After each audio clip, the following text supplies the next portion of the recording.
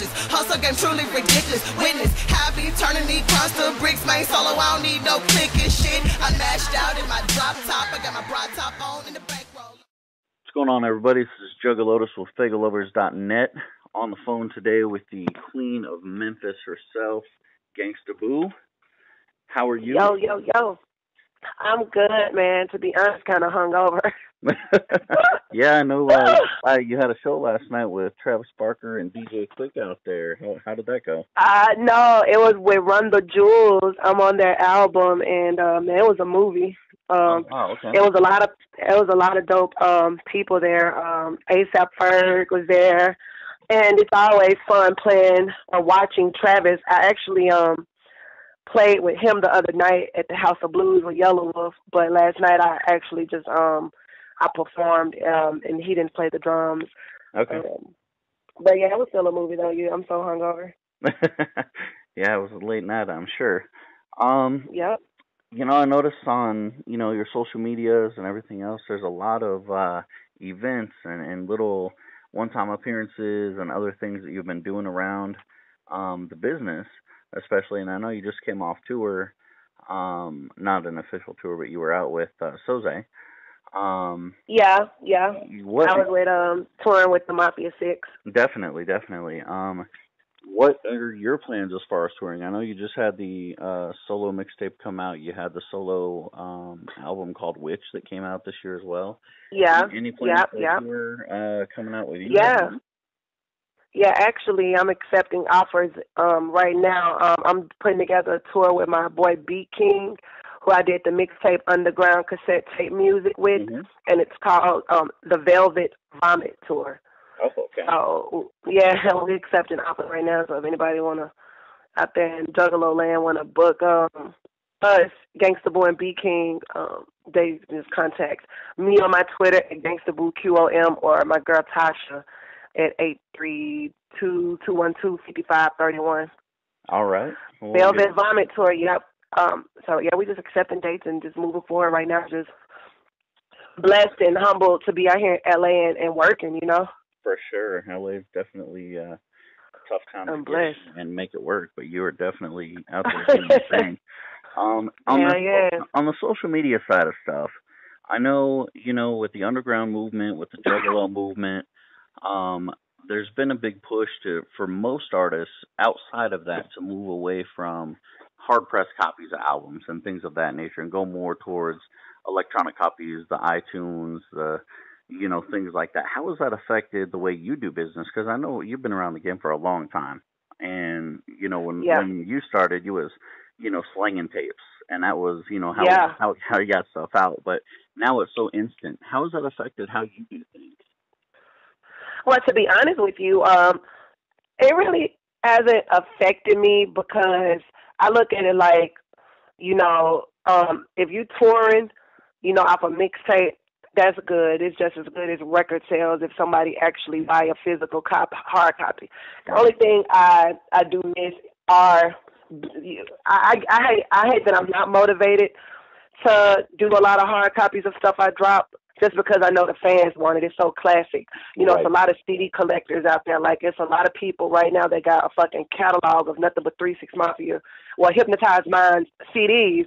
And I kind of hate that that's not around anymore. So I still try to stay in the loop and remember where I came from. But I don't really think it affected me too much, outside of certain memories and possessions. Definitely. I know a lot of artists have adapted well and started that, but there are those of us out there that still collect hard copies, us old school cats. Yeah, it's about a collection. So it's a collection. So if you do drop a product, or if I do drop a product and I feel like it's a collector's item or a classic, then I will get hard copies. Just because if I feel like it's a classic, my fans gonna feel like it's a classic. You know what I'm saying? Oh, definitely, for sure. And I know you mentioned your 3 6 Mafia connection. I know the Mafia 6 had a album that came out, and you were heavily featured on that. And then shortly after that, you kind of parted ways with them, too. Is there any future collabs coming with 3 6 that we should know about? Yeah, man. You know what? You never know. Like, I'm down, me and Paul kind of briefly conversated the other day about things like he still pays me. So it's gonna always be 3-6 for life. I just absolutely love being able to be a solo artist. Because I'm a woman, and a woman needs to be presented in certain ways, and who better to present myself than myself? Definitely. But I'm gonna forever be a 3-6 Mafia affiliate. I came up under the 3-6 Mafia umbrella, but at the same time, I was always kind of like Gangsta Boo, Gangsta Boo and 3-6 Mafia, or right. shit like that, or 3-6 Mafia and Gangsta Boo.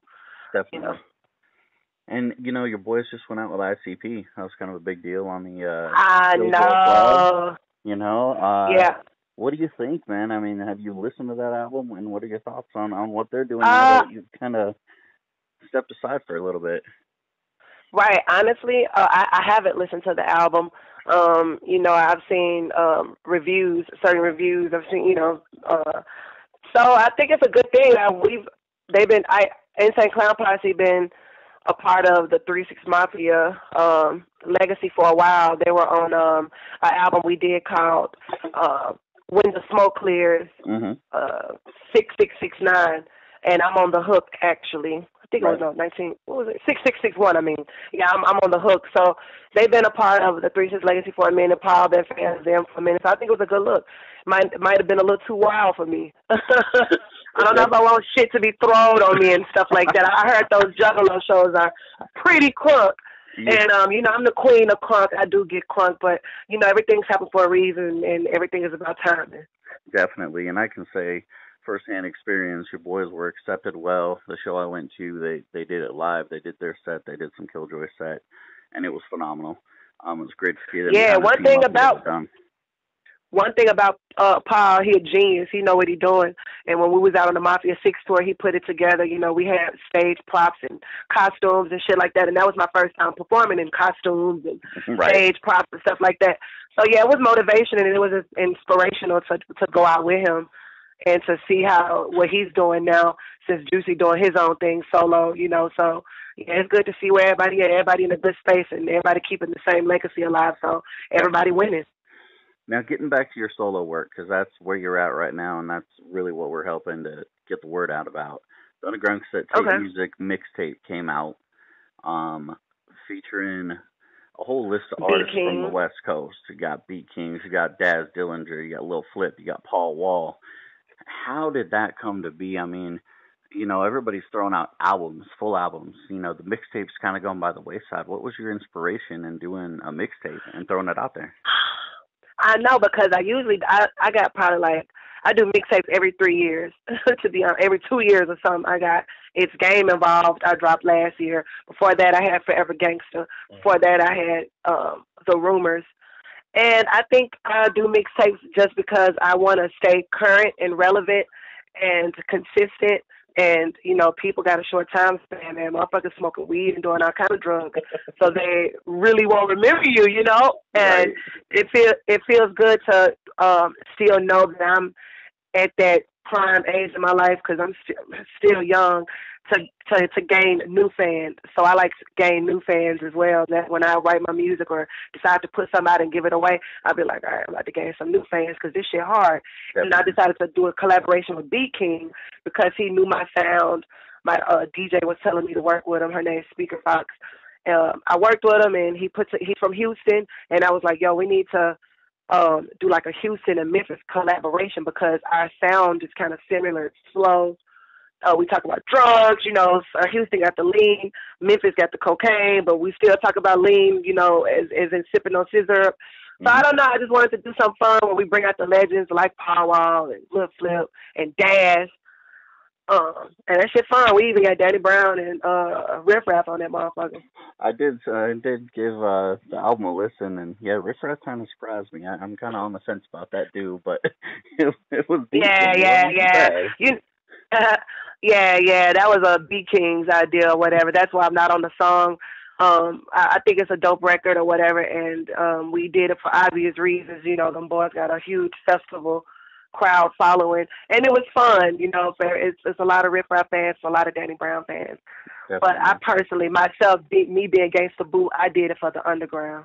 For sure. And that's why it's called Underground Tape Music, just for motherfuckers that just want to hear a lot of bass, a lot of slow shit, but crunk shit, just old, that old Gangsta Boo type flavor. Because it's needed. It's nobody doing it. Like, it's nobody like me right now in the game.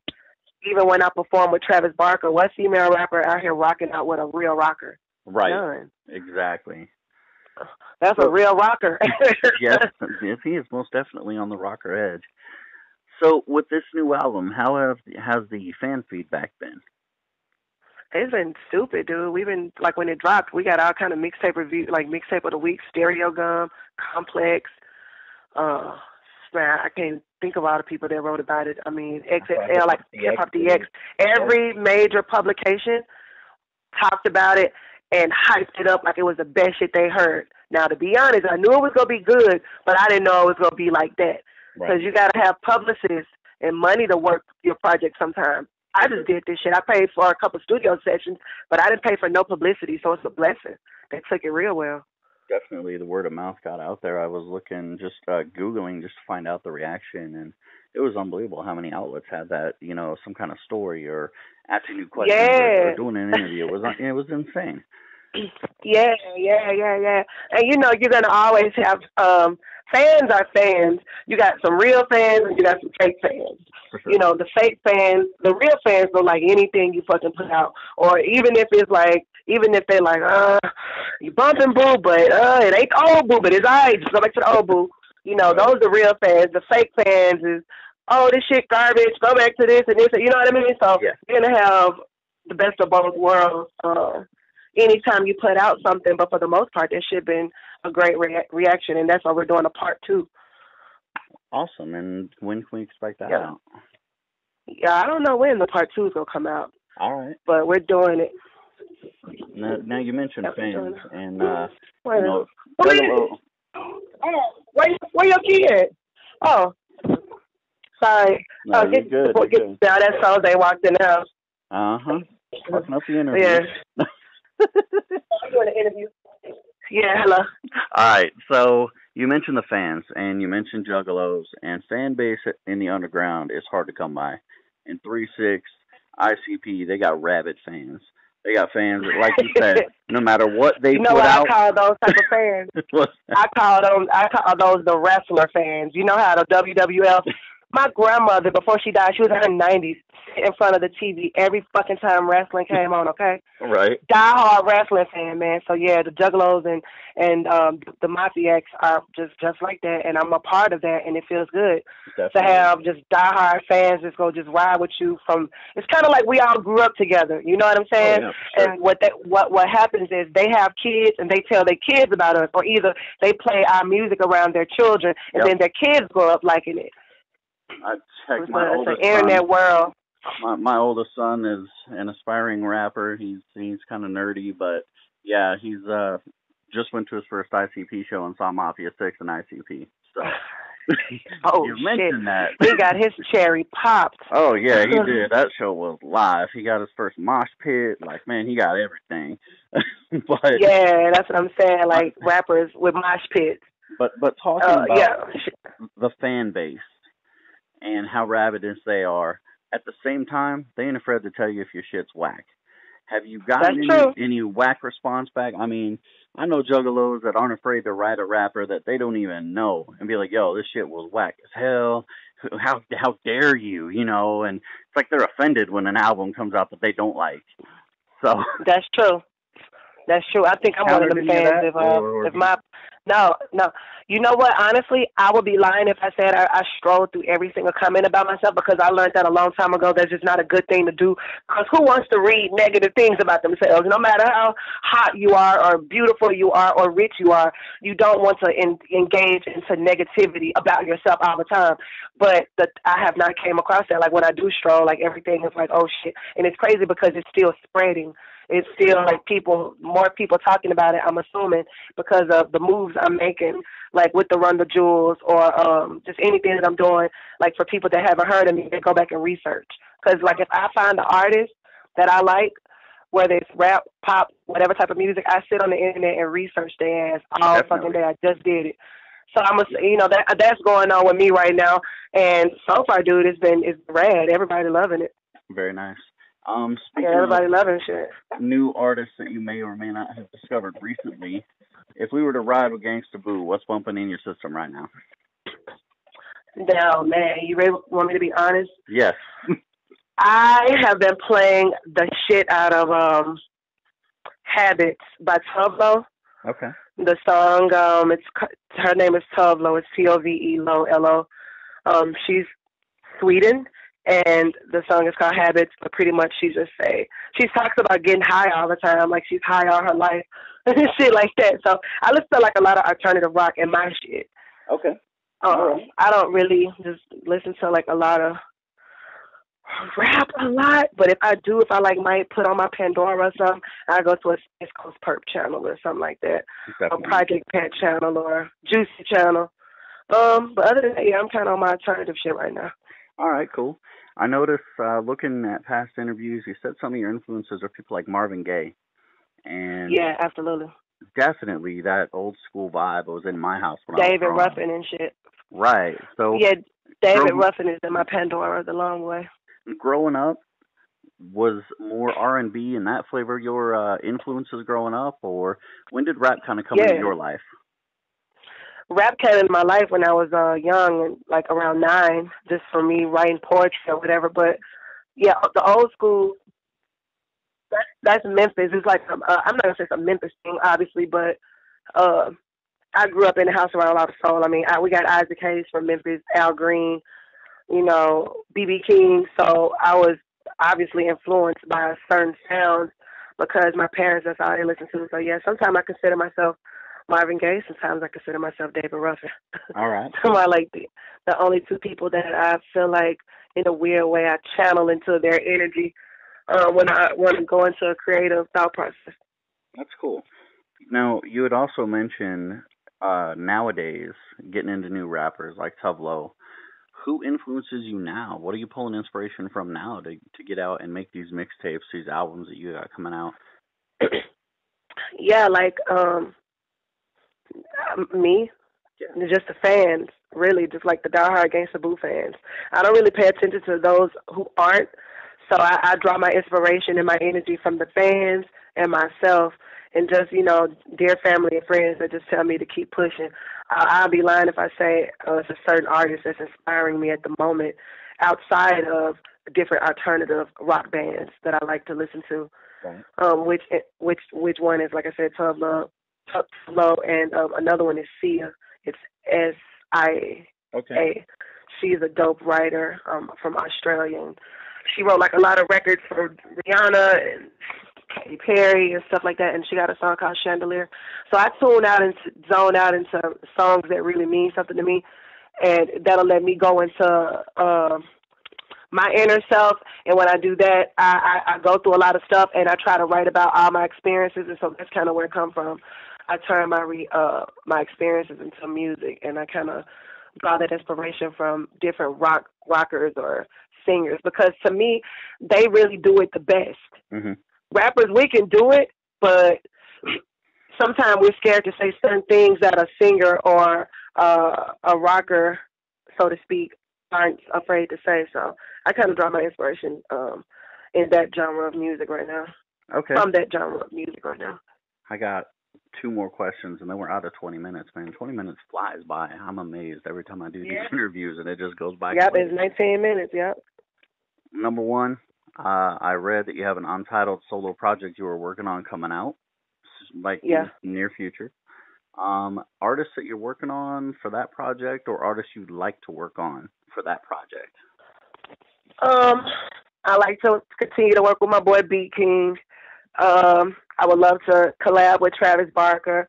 I'm not sure. I just gotta get in that zone and go from there. I really never know who I'm going to work with. It just kind of happens. Like, I didn't know I was going to put Daz on dollar signs.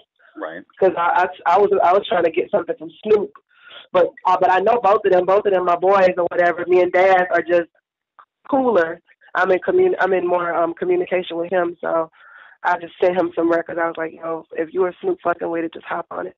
But I didn't think about that until like a week before the mixtape came out. Right. So it's hard to say. Yeah, it's hard to say.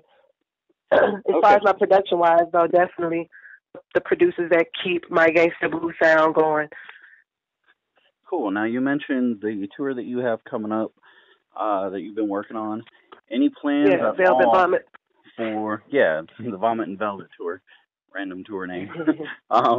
Any plans for Gangsta Boo appearance at the Gathering of the Juggalos or a reuniting of 3-6 Mafia at the Gathering? Anything like that in the works for this upcoming year? Yeah, dude, I have to be at the next gathering.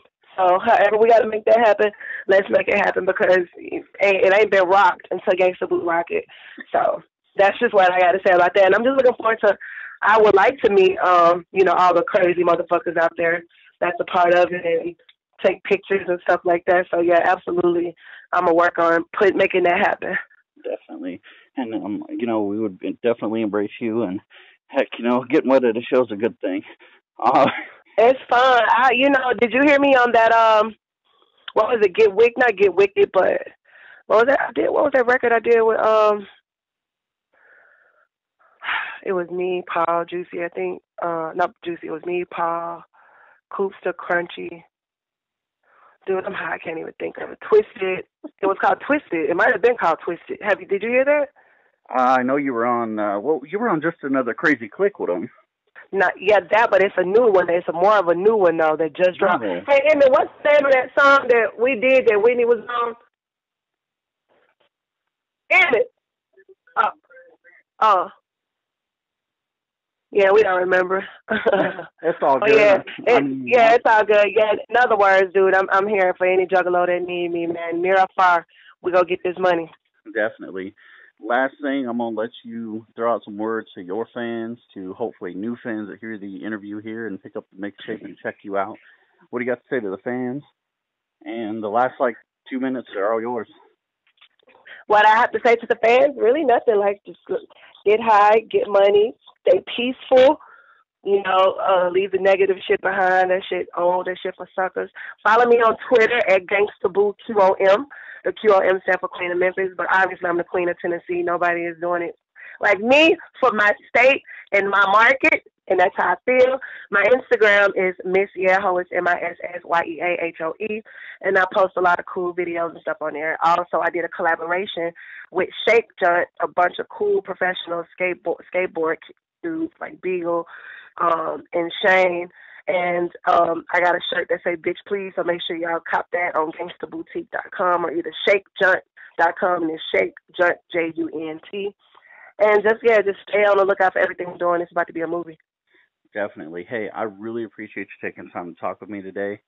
And we will, get this posted. I'll shoot you and Soze a link, and we'll get it popping. Hopefully we'll start seeing Gangsta Boo a little bit more in the Juggalo scene. I know you're more than welcome over here anytime. You got to help me. I know. Yeah, dude, let's turn up. Because I guess let me just go ahead and humbly admit, I'm kind of scared of the Juggalos, man. Someone needs to pop my cherry. We're all crazy. No, just kidding. Yeah, I'm a virgin over there, dude. I need my cherry pop. So, welcome me into the Juggalo land and be really easy. And I'm excited. Thank you so much. Hey, thank you, and we'll talk to you later on. This is Juggalotus with the Queen of Memphis, actually Queen of Tennessee, as you said.